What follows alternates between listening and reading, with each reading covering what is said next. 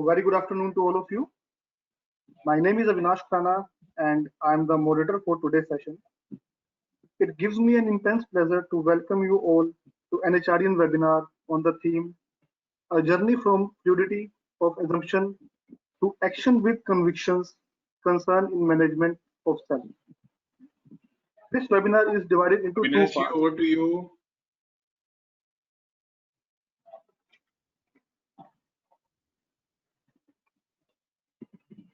Can you hear me, sir? Yes, I can hear you. So this webinar is divided into two parts. Learning session for 45 minutes and Q&A session for next 15 minutes. We would like to hear from you and would like to include your questions in the conversation. So ask questions, use the chat panel on the right side of your GoToWebinar player to share at any time during the session. It's my privilege to introduce our featured speaker, Dr. Vinaysheel Gautam. A very good afternoon to you, sir. Good afternoon to all. And now may I request Mr. Dhananjay Singh, Director General, National HRD Network, to share his brief profile. Over to you, sir. Thank you very much, Vinashji. What a privilege to welcome a legend, Dr. Vinaysheel Gautamji, with us today. And in the world of management, thought leadership and practice, if India, our motherland, is proud of a son who has contributed so much to the world as an internationally acclaimed institution builder, we have Dr. Vinaysheel Gautamji with us today. And sir is not only a management expert, but he has also facilitated management development activities not beyond the oceans of this country and the mountains of this country, whether it is Germany, UAE, Saudi Arabia, Malaysia, and one of the finest organizations in India itself. A lot of the key policy formulation activities of government and the corporate sector institutions look up to Dr. Gautam for his very wise counsel and advice. And he has addressed international audience from Montreal to Melbourne to Caracas to Tokyo, and a visiting faculty to many of the leading institutions in India and abroad, from Cambridge to London to Brunel to across the globe. Sir has addressed the diaspora, and his publications are really people look up to.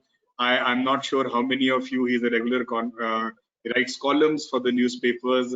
If you have read the recent one, you would have seen the very, very important punch which he has shared, which is important for each of the service organizations. He has been the founder director of IIM Kozhikode and leading consulting from IIM Shillong, first head of management department of IIT Delhi, first honorary dean of KPMG Academy, and then has represented India in the activities of UNESCO, Asian Productivity Organization, and he is also the President Emeritus of ISTD. Sir, what a privilege to welcome you, and we really look forward to your advice, your guidance on the journey from fidelity of assumptions to action with convictions, concerns in the management of self. So thank you so much, sir. And personally to me, I have always been blessed by his very, very wise counsel. And sir, we always look up to this institution, look up to your guidance. And with these few words, we hand over the proceedings by welcoming among us Dr. Vinaysheel Gautam. Over to you, sir. Thank you, sir. Thank you, Dhananjay. I'm happy to use the forum provided by you to share my thoughts.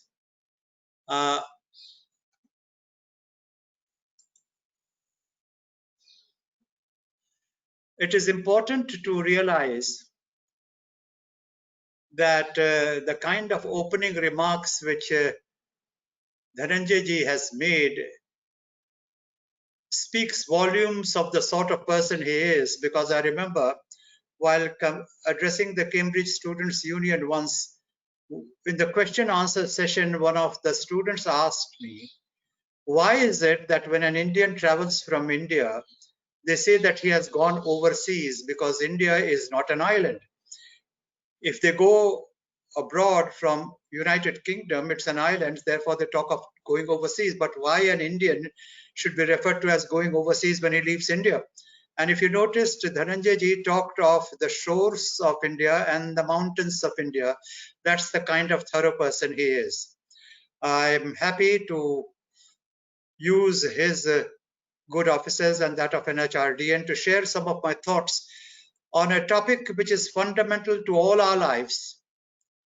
Whether we realize it or not is a matter of perspective and point of view. The concern which I raise is basically from the vantage point of perception of managing self. Ultimately, the world is there because the self is there, and any of us who think and try to analyze our experiences in life are aware that it's next to impossible to influence anyone else. You are lucky even if you get heard fully, and you are luckier if your hearing leads to any modification in action. Therefore, ultimately, you are left with only one leverage: do what you can with yourself to be heard and to make an impact. Therefore, the vantage point of perception is management of self. And this is a topic as old in modern management as the study of management itself, which really begins around the end of the Second World War. It's not that there was no management before the Second World War, but just that it was not in the kind of packaging which it took on after the Second World War. In fact, management is as old as the rivers, but that's another story. And on another occasion, we can see the different shades of assumptions which determine managerial action. For the moment, I want to emphasize the simple point from which I begin my remarks. I'm talking of management of self, which is a topic which has been tossed around variously for a very long period of time, and still there is a long distance to cover. My entry into the subject is to outline the interfaces between two thoughts. Does it pay in life to have fluidity of assumptions, or does it pay in life to have action with convictions? And all of us experiment with life. In fact, most of us believe that we are smarter than all the world put together, though some of us say it, some of us don't. Well, might you ask, how could I come to that conclusion? Well, it's a very simple logic. I don't know of any living person who doesn't lie. The question is, to what extent and with what intensity? I do recognize that all lies are based on a very simple assumption that the other person is somewhat stupid, to put it mildly, and he will never know the truth, so I can get away with my lie. Nobody would lie if he recognized that his lie would be caught. Therefore, we all fall a prey to thinking we are smarter than the rest of the world put together, which is why we even attempt to lie. So that flattering self-image converts itself into many forms. We give advice when nobody has asked for it. We pretend to direct when we may not even know what the ground conditions are, and worse. It usually causes as much grief as success, and we shall leave that aspect there. But then in trying to negotiate ourselves through life, some of us believe that the more compromises we make, the more ingratiating we are, the more agreeable we make ourselves, the more acceptable we make ourselves, the bigger success we are. A palpably erroneous assumption which has very little facts to back itself up, because the most agreeable person doesn't necessarily become the commander-in-chief of a situation. On the other hand, carrying conviction in what you do may or may not work. So that also is on the horns of a dilemma.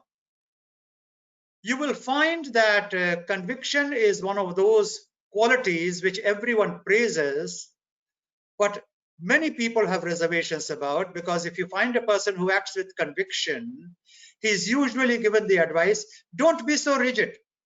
Flexibility is the way forward. You have to accommodate others' point of view. Now, if you do all that, what happens to your conviction?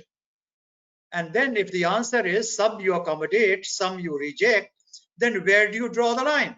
Which brings me to my basic approach to my narrative with you today. Ultimately, there is a symbiotic relationship between fluidity of assumptions and action with convictions. They are integrated together, and one becomes the other becomes the first in a flowing relationship.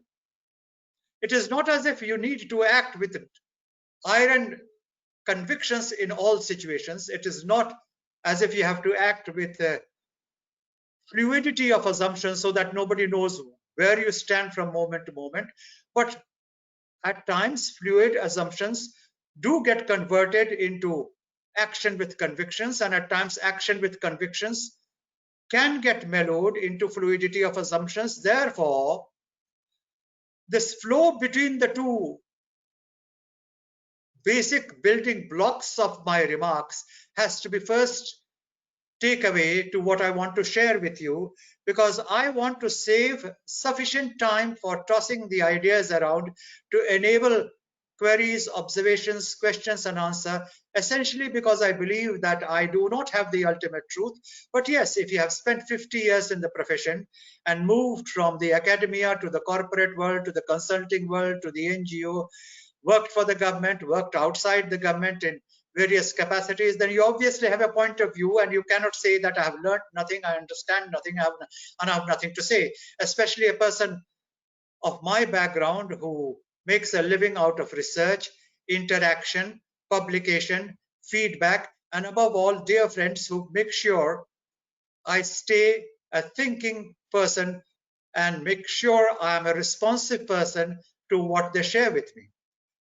Now, I would like to build upon that assumption to share with you the second component of my thought, namely life is dogged with dilemmas. There are very few cut and dried situations where the answer is in yes or no. The poets have tried to capture it, the dramatists have tried to capture it, the creative people who write in plays, stories, poems have all talked of it, and perhaps the most famous line which I can think of is a statement from Hamlet where he says, to be or not to be, that's the question. Now, this is not the time to recite Shakespeare, but that's a dilemma which most of us face many times in life because we do not know how to react to a situation. In fact, when under pressure, sometimes you begin wondering whether it is worth putting up with that kind of stress, pressure, and whether that is itself a worthwhile pursuit. There are other dilemmas, and other authors have talked of it. For example, you may find it strange, but Mark Twain is credited with the statement, for each one kills the thing he loves. Now, how can you kill the thing you love? By making an overdemand, by undernourishing it, by getting into unnecessary squabbles, which is how you will notice that most gender relationships, like most friendships, oscillate between love and hate. Different shades of love, different shades of hate, and no two people in interaction with each other over a period of time will ever say they had the same emotions about each other. Your likes and dislikes coexist depending upon the trigger. In fact, the classical and perhaps the oldest institution of a civil society, a marriage, has remarkably similar crests and troughs where you are in love, you are not in love, you are out of love, you are back in love, and at any given moment of time, depending upon the trigger and the context, your emotions are in a situation of flux and flow. That happens also in managerial situations. In the context of this kind of light and shade, the shoreline and the sea relationship, when you come across a statement as you come across in Mundaka Upanishad, Satyameva Jayate Nanritam. It is one of the most emphatic statements that I know anywhere, even in the Upanishads, and certainly in any ancient text that I have read. Satyameva Jayate. Truth alone triumphs. And not satisfied with that, the authors of the Upanishad went on to say, Nanritam, nothing else does. Now, if that is not conviction, what is conviction? Therefore, it stands a pole apart from what I have been advocating so far, namely the symbiotic relationship between fluidity of assumptions and action with convictions, and I'll explain it in a very simple manner. Such core beliefs like Satyameva Jayate Nanritam are the anchors of life, and around it rotate the fluidity of assumptions and action with convictions. Therefore, there is a place for core beliefs. If you don't have a core belief, I don't think you will be able to see human life the way it is meant to be seen. Which brings me to a next important question. If core beliefs are what they are, then what is it that you believe in? And how much of what you believe in is really you? And how much of your beliefs are really inherited? And you have identified with your beliefs and you are willing to pay any price for it, pick up bones with anyone who seems to cut across it, because you merge your identity in that belief. I'll give you some examples. Our religious beliefs. Most of us belong, in terms of the practice of our religion, in the religious beliefs in which our parents were born and they brought us up with. Not only is it a matter of religious beliefs, but our dietary preferences. In most of the cases, we develop the preferences which we were brought up in early childhood, boyhood, and we began to like the dishes which we were conditioned to, and we're not so fond of dishes which our environment did not encourage. The list can go on, because after you have talked of religious beliefs, diets, your value systems of what you consider right or wrong, or indeed your worldview. Most of us are brought up in a very nationalistic environment, and each country has its youth which believes in own nationalism. All this is a part of the way you grow up. Now, if you identify with that and your personality is defined by these parameters, well, might you ask, as a thinking person, how much of this was an act of choice and how much of this you inherited because of the parents you were born to, the location where you were born, the times in which you were born. Therefore, any thinking person begins his journey in managing self by questioning his prejudices for and against situations, people, preferences, and that's the beginning of learning. It's not that people will not have preferences, but those preferences should be conscious preferences suitable to the stage of life which one is passing through. For example, your preferences as a teenager, if they continue to be your preferences when you are in your 40s, or continue to be your preferences when you are in 60s, well, let me tell you, without getting into subtler emotions, your dietary preferences will do havoc to your system if there is no change between your teenage diet, your diet when you are in the 40s, and your diet when you are in your 60s. Therefore, the assumptions have to be revisited. That's the hallmark of a thinking person, a person who believes in managing self constructively. So what is it that we try to seek in life, in all that we do, in all our relationships, and in all that we stand for? To put it very simple, in the context in which I'm talking to you right now, one seeks fulfillment. Fulfillment comes out of achieving an aspiration.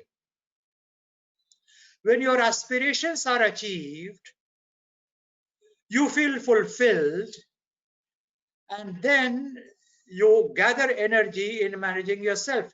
Now, of course, there are people who say, I have got beyond aspirations. I am not moved by love or hate. Well, then my compliments to them. They have achieved nirvana, and maybe they belong to a context in Haridwar rather than the real world. Most of the people that I know, and I believe that is an overwhelming large proportion of the population, still have some aspiration, if nothing else, that they die peacefully. If nothing else, they be surrounded by an environment which is broadly supportive, if not encouraging, in terms of being able to live with the requirements of life. So essentially, what one seeks is fulfillment, and it varies from person to person, and that also becomes managing self. And that also is a core of management. I don't know how many of you have gone through a kindergarten book, and like many kindergarten stories, a hugely instructive tale, The Little Prince. Now, The Little Prince is a French child reading where a person comes from another planet to Earth, and I don't have the opportunity here to describe the story, but in talking to the people he is in communication with, he says, this is a strange planet I have come to. Everyone is counting. They are counting the money they have, they are counting the designations they have, they are counting the positions they have held, they are counting the miles they have traveled, they are counting the number of people that hold them in affection. Why is everybody counting? And obviously, like all fairy tales, there is no definitive answer to that. But yes, that's a defining characteristic of a human being. He's forever counting his success and very often his failure, and then he decides whether he's happy or unhappy. That management of self thereby becomes a source of energy to achieve the targets, achieve the objectives, walk up the pathway of life as it unfolds before him. And that's how it becomes a managerial issue and not a philosophical issue. Now, if you put it in a context, one's aspirations are also determined by the environment and the context in which you were born. Now, many know sorry, that in India, caste is a significant factor in modulation of values. I will, for obvious reasons, not name the caste, but I was doing a cross-caste comparison, and I said, what is the defining characteristic of caste A? And an elderly gentleman, very knowledgeable, had achieved great heights of excellence in his refinement of thought, said, well, if you are talking of India and North India, this particular caste is a Naukari Pesha caste. That is, it is a service caste, and it has over the last 500 or 600 years been distinguished as a service class. Then I named another caste from the same region, and they said, and his reply was, this caste does its relative ranking within its community by the amount of wealth they have accumulated, and to be respected in that caste, you need to be really very wealthy. Now, this is not a fit forum to get into caste profiles. He may have been right, he may have been off the mark by 10 degrees, 20 degrees. That's a question which I'll leave open. But yes, what I did realize is that if caste is a reality, there are certain defining characteristics of a task. Therefore, one's aspirations are also determined by the context in which one is born, the community in which one is born. Therefore, a group identity goes in hand with individual identity. Management of self, if you notice the logic of my remarks, really boils down to a conscious exercise of choices, conscious self-awareness, an ability to know what is it that I believe in and what are the roots of that belief, and do I want to continue to believe in that, or do I need to modify it as per the changing times? So to sum up this third component of my remarks to you, let me say the emotions, logic, and practicality determine the course of action. And that becomes the managerial philosophy of that person. Doesn't matter whether it is a conscious philosophy or a subconscious philosophy. Doesn't matter if he is an executive or he's a general manager, or he's a deputy CEO, or the CEO. He has to have a conscious understanding of the extent to which his beliefs are directed by the community in which he is operating. I remember a situation when I was working in St. Stephen's College and something happened. And I was in conversation with the principal. Obviously, I'm not going to discuss the details. And then he said, in this college, we do not have such experiences because St. Stephen's doesn't believe in such a thing. Now, whether he was right or wrong, I don't want to get into it. But he was espousing a proposition which I want to share with you. Each institution has a belief system in practice, and sometimes it is articulated. Therefore, you need to realize, just as everyone needs to realize, that assumptions and convictions are in a relationship with each other and are not autonomous variables. They are impacted and in turn, if I might say, impact the environment, and that is the managerial way of looking at management of self. There are lights and shades and huge grays. There are no black and whites between assumptions and convictions. A thinking person will be able to review his propensity to please, ingratiate, seek favors, and realize that if you do that just that little bit more, you lose the respect of the other person and the community in which you are embedded, and you lose on the round what you gain on the sing. Therefore, you need to be a person of convictions. Friendships may come and go, but your persona remains, and ultimately you become what your convictions are. And remember, there is always a price for convictions. You will never do something which will please all. You will have to decide what you position yourself as, to recognize, is this conviction for which I am willing to stand up as my identity? So I am now bringing in the fourth element in the conversation, linking up convictions and assumptions with identity and what you stand for. So to conclude this part of my remarks, before I go on to the action plan, I would like to submit that management of self walks on two legs, one of which is a robust self-realization. And no matter how honest you are in self-assessment, and please remember, mirrors never lie, you don't have to posture to others.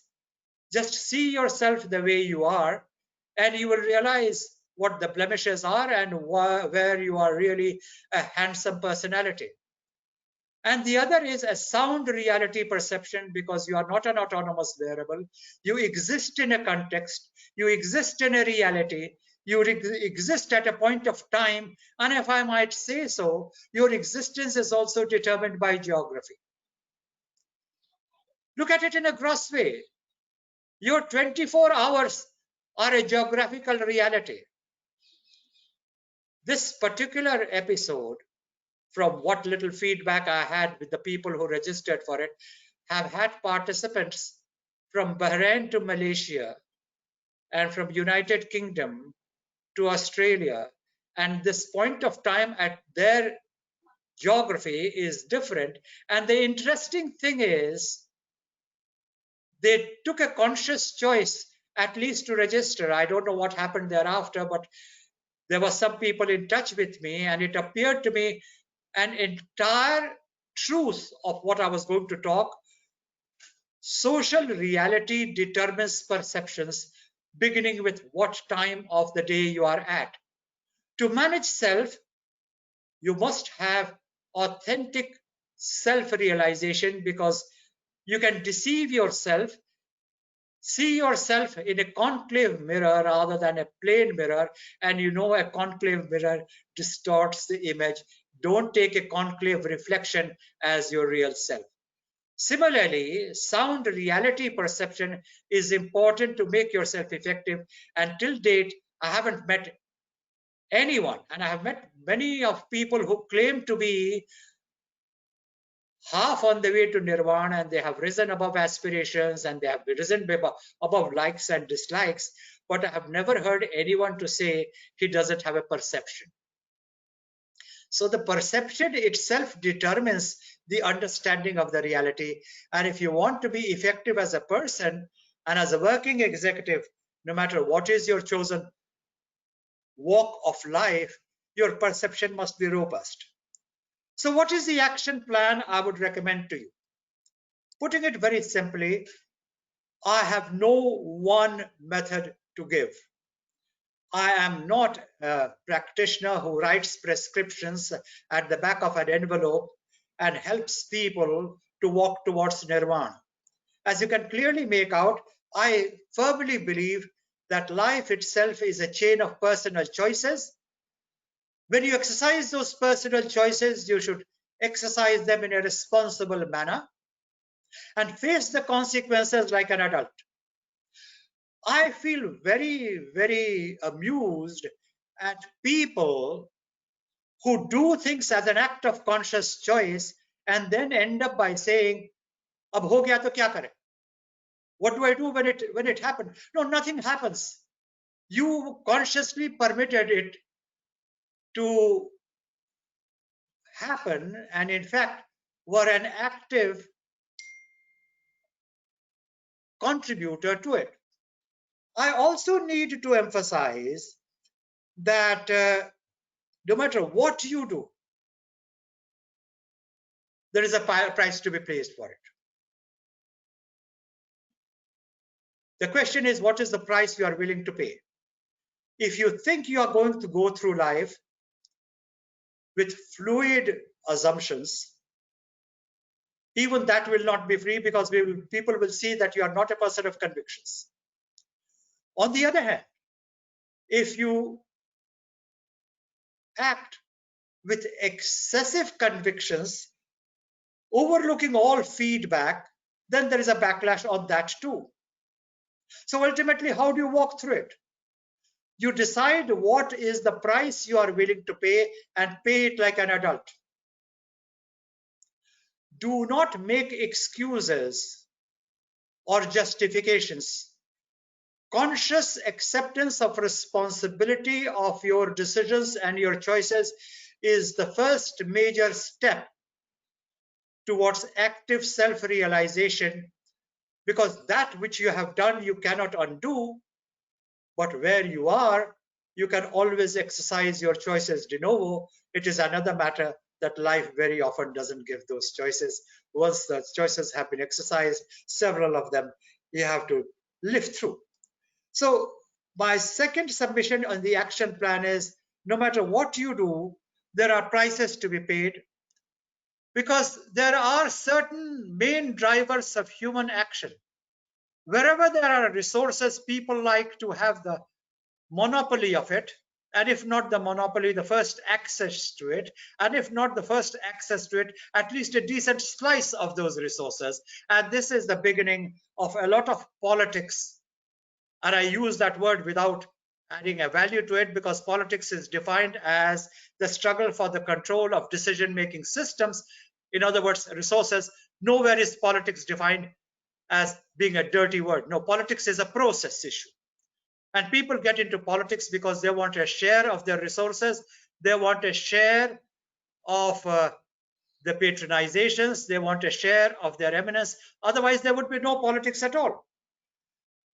If you are walking this road, which has a threefold action plan, which I just explained, I would like to alert you to certain pitfalls which may come. Please be conscious of your insecurities and don't project it on others. Your real strength is being conscious of your own insecurities, because when you are really insecure in parts, you tend to hold on to your plans and indeed your past, and you go on justifying it. Please remember, your story is not a story many other people will be interested in unless they want a slice of your attention. So I have little idea why people want to narrate their stories when you know that the other person is just as keen to narrate his stories. It's not that I have anything against stories. I think they are a very powerful instrument. All I'm suggesting is the choice of the context, the location and timing, as well as the content of the story is an important one. Nobody is interested in your life experiences merely because you have had their experiences. Therefore, guard against that pitfall. A close cousin of that pitfall is self-limiting beliefs. You don't give yourself a chance. No, I can't do it. Now, I see it from all types of situations, small and big.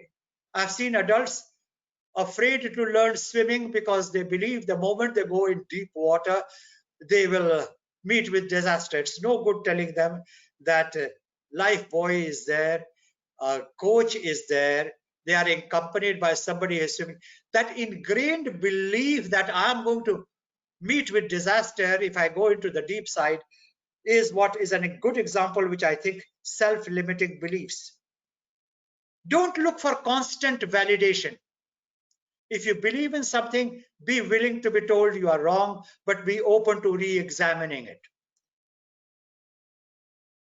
Harboring a fear of uncertainty prevents experimentation, and the list can go long, but I have said enough to indicate that in the final analysis, the pitfalls may be very severe, and those pitfalls have to be negotiated if you really want to be successful or a satisfied person in parts.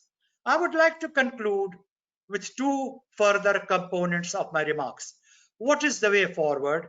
And then make some remarks to wind up what I'm sharing with you, because I do believe if you have to say something, you should be able to say it in the time allotted to you. And if you can't say it in the time allotted to you, you don't know what to say at all. So Dhananjay ji started by saying, I'm to speak for 45 minutes. And believe me, I shall not speak for 46 minutes. And those of you who may be having a view on what I'm saying, I have some bad news. I'm not going to stop at 44 minutes either. It's going to be 45 minutes by the watch, which I am glued to. The way forward to my mind is, and no jokes on this, mindfulness. Mindfulness is the key to prevent the pitfalls and walk across crevices and negotiate the nasty patches in life. Sorry, examine your frameworks of reference, because people read meaning by their own framework of references without examining that their framework of references themselves may be less than perfect and therefore are going to impede their progress in life. And finally, the third caution is stop looking for templates. A brief reference to my parents may not be out of order, and those of you who know me earlier on know that willy-nilly, often enough, they come into my conversations because I haven't seen two people more wonderfully made compatible for each other as I saw my parents. And if I might say so, I have never seen so well-adjusted people. And my father and mother, on the very few occasions they had an advice to tell me, had this advice to give: there is no template for a relationship.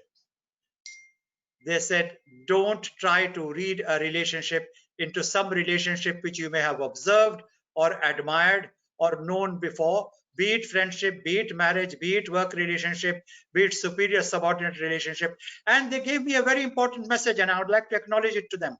They said, every relationship has its own script. And if you are able to read that script, if you are able to interpret that script, indeed, if you are able to write that script, that relationship would be successful. But don't assume that a marriage is another marriage, is another marriage, and another marriage. A friendship is one friendship, another friendship, and yet another friendship, and it must keep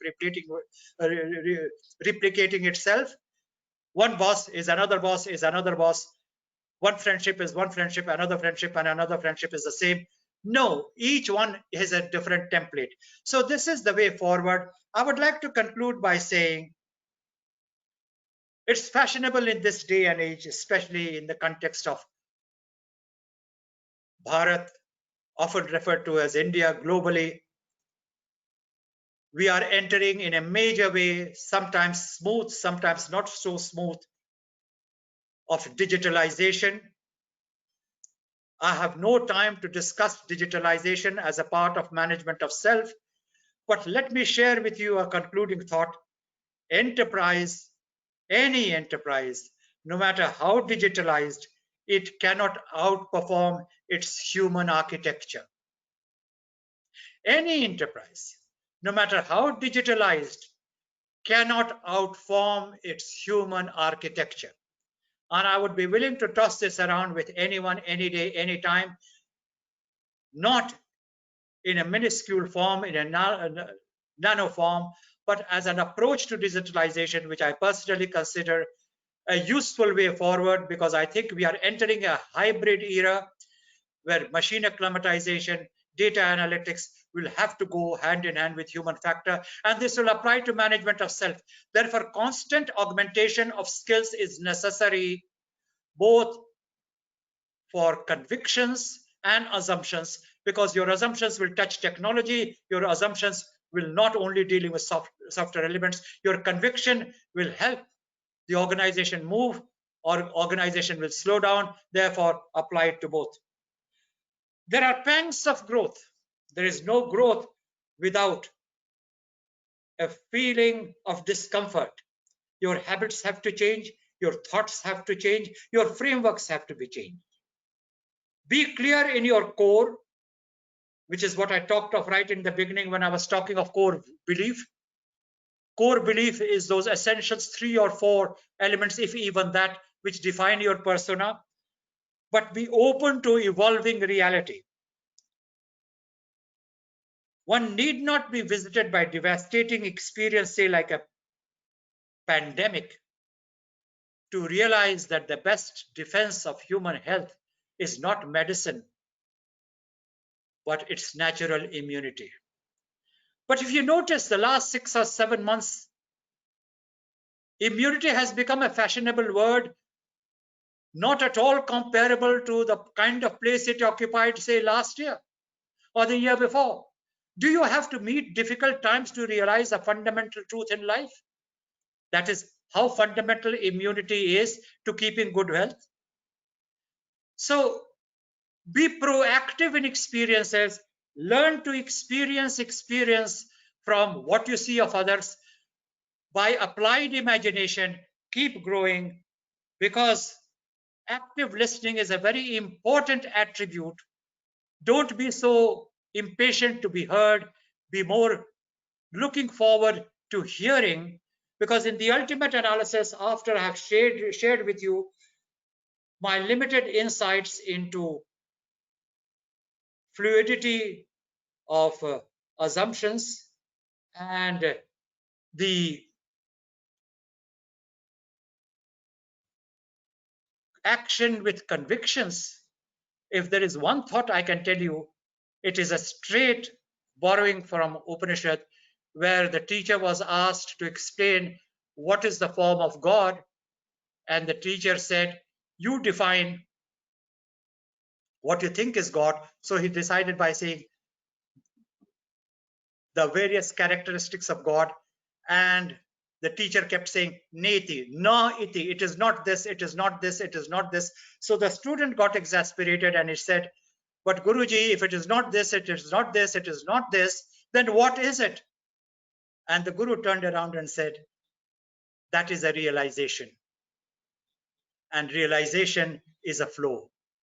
If you want my final thoughts on this, which is open to clarifications, evolution, in the journey from fluidity of assumptions to action with convictions, focused on management of self, it is a flow, and you will have to be a growing person to handle it as it comes to you and do the best you can for yourself and the environment before you, around you, and inside you. With that, I would like to pause my remarks, and I'm open to such observations, clarifications, and thoughts which you think you would like to share as an outcome of my remarks. Thank you, Dhananjay ji.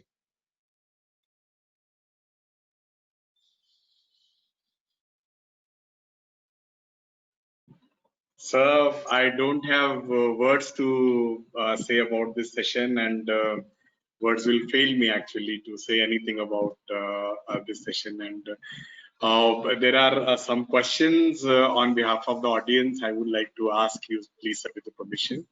May I, sir? Please. Thank you, sir. So the first question is when we are talking about, you talked about perceptions and how perceptions are so important in life. Would you like to share few tips that how we can work on where we can, the difference between the reality and the perception can be reduced? So at times people, what they are doing in their actual life, they feel that, okay, whatever I have done, I'm not perceived like that. And that becomes a big challenge for the person herself or himself, or it affects the family, it affects the organization which he or he is working for. So, sir, any guidance from your side which will help people to reduce the gap between the perception and the reality, sir? Over to you, sir. Dhananjay ji, knowing you to the limited extent that I can only be grateful that you brought up this question, which helps me to touch upon an area which I couldn't in my presentation.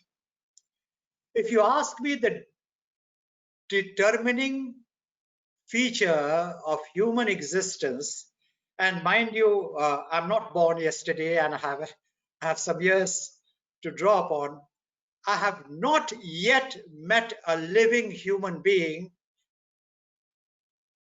and I will not talk of human beings which are not around on this planet, but who talk to us through their creative writing, who has ever felt that he has been fully understood.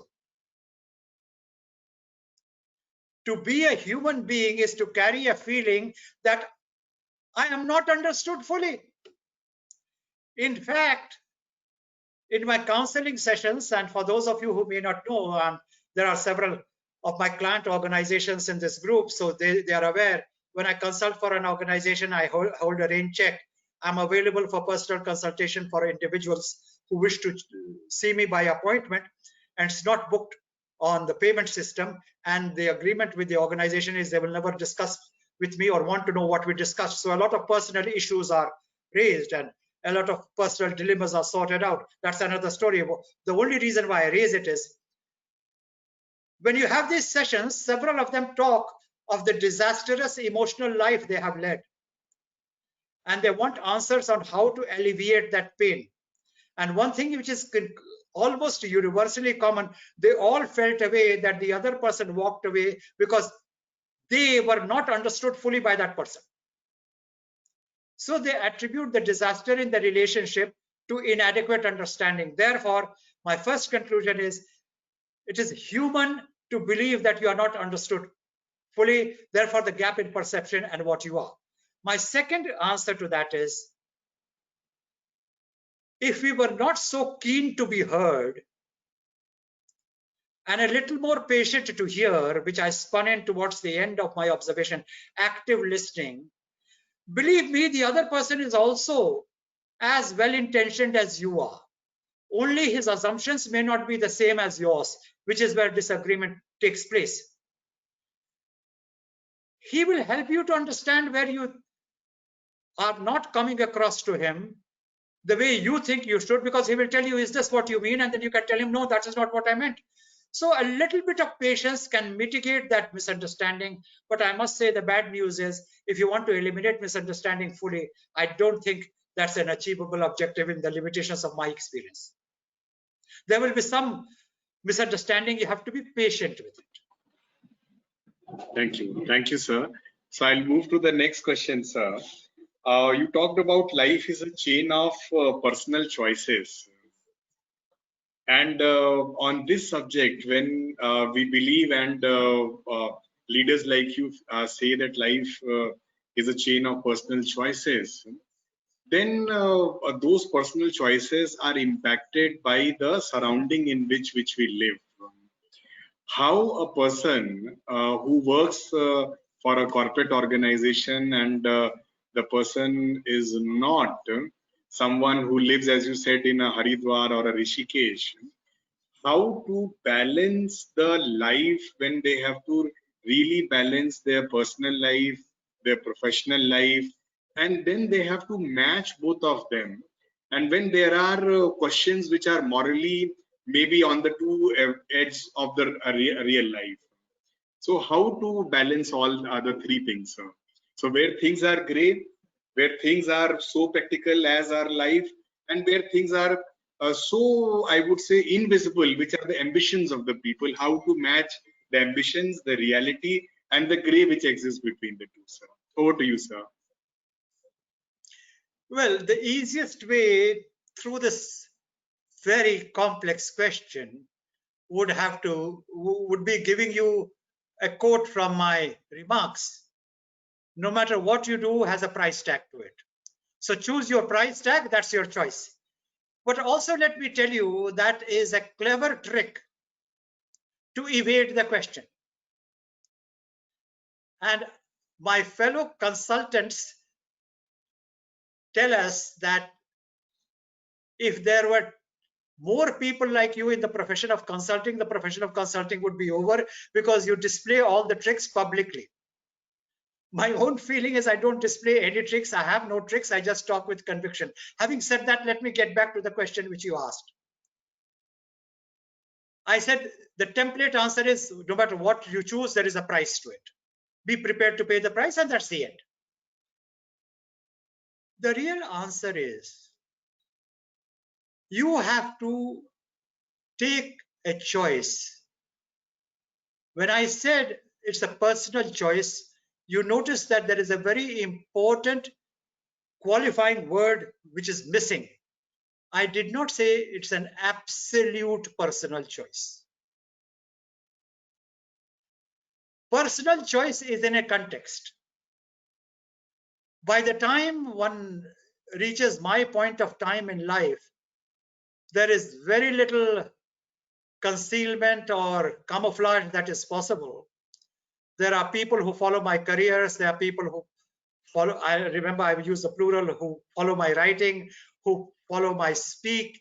And somebody today wrote to me saying that in an international conference, they are bringing out a poster where they have got a picture of me by a riverside, and they have got an award next to me, and they're running a competition on interpreting that. Now, this was something which takes me even in my limited experience by surprise. But having said that, I'm trying to talk them out of it because I don't like being the object of a competition. It is not a secret that I have resigned multiple times in my career. For those who may not be aware of it, I resigned as a director of IIM Kozhikode. I resigned as the senior managing director and principal economic advisor of a global consulting firm. I resigned as an emeritus chair professor at IIT Delhi. And I don't want to discuss it. They were not unhappy choices. It is not as if I had no pangs of separation. It is not as if I didn't have friendships there. Those friendships exist even today. When IIMK launched its 25th anniversary celebrations, the serving establishment there had me deliver my remarks in the first session of the launch of the Silver Jubilee. So my relationships are very fond, but I will not comment, but give you a narrative.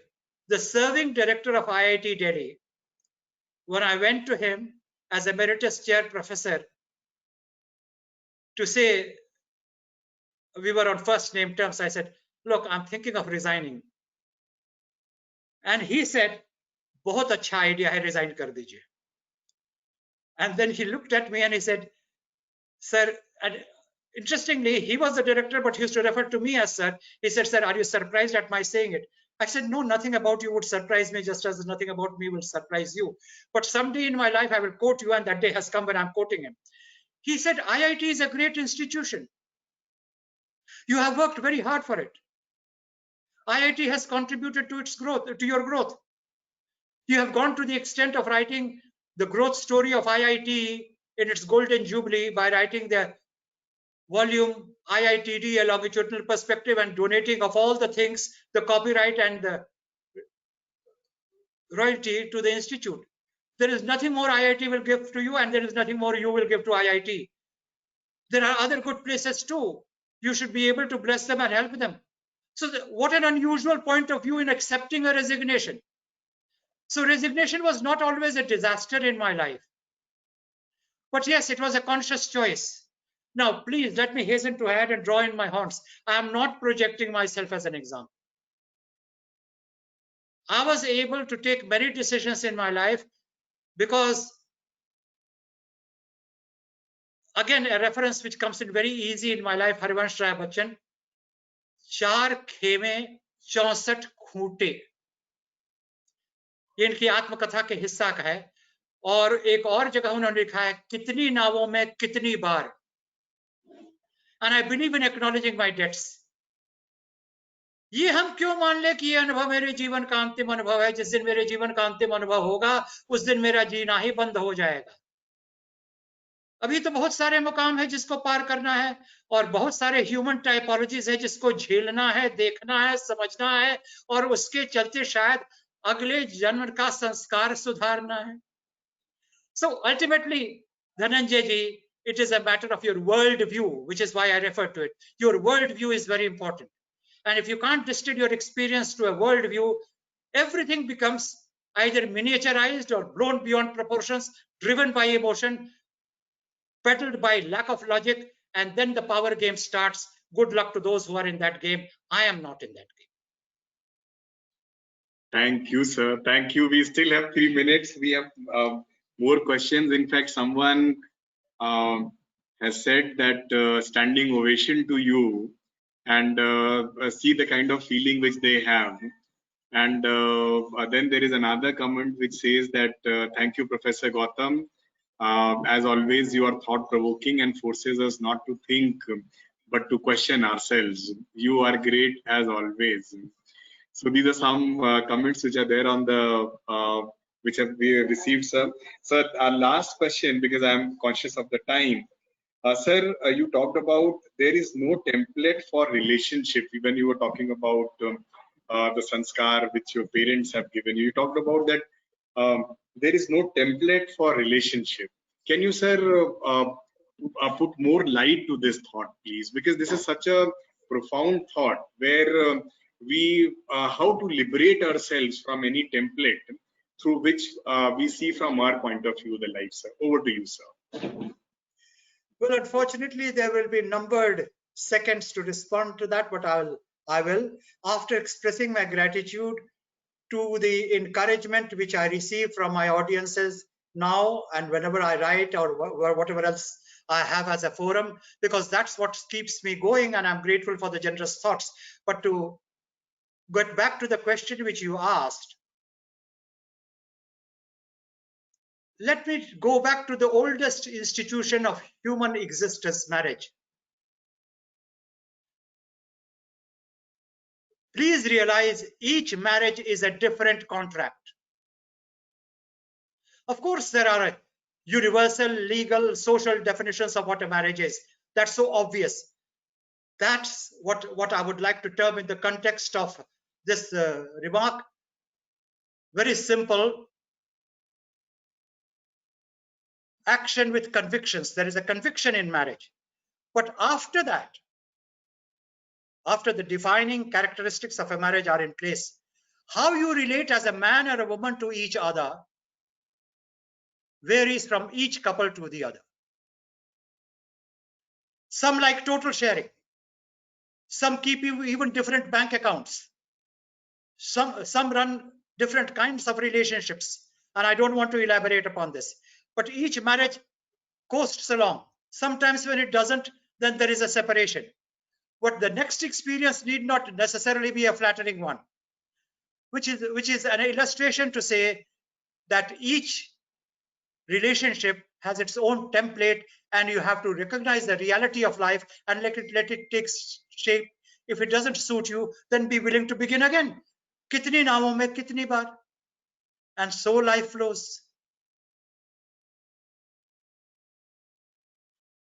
Thank you, sir. Thank you so much. And friends, I would like to share that this discussion will be also available on NHRDN YouTube channel. And by tonight itself, we'll post it there, and we will share the links also, so that you don't miss this amazing kind of session. And it is sharp 5. We started sharp at 4. And with the gratitude to Dr. Vinayshil Gautamji, on behalf of all the participants, on behalf of National HRD Network, so we thank you so much for being with us and sharing your wisdom with us. We look forward to more opportunity where we can learn from you, we can learn from your wisdom, sir. Keep blessing this institution. And to everyone, all the attendees, thank you so much for joining us. Avinashji, thank you so much for running the complete program without any flaws on the technology side. Thank you very much. And with this, we look forward to the next session. And please take care. Please be safe. Thank you very much. And thank you once again, sir. Thank you. Thank you all. Much gratified.